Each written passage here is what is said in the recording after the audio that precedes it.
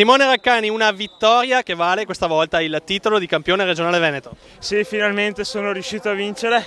L'anno scorso da primo anno junior ho fatto secondo, quest'anno ci tenevo a vincere questo titolo.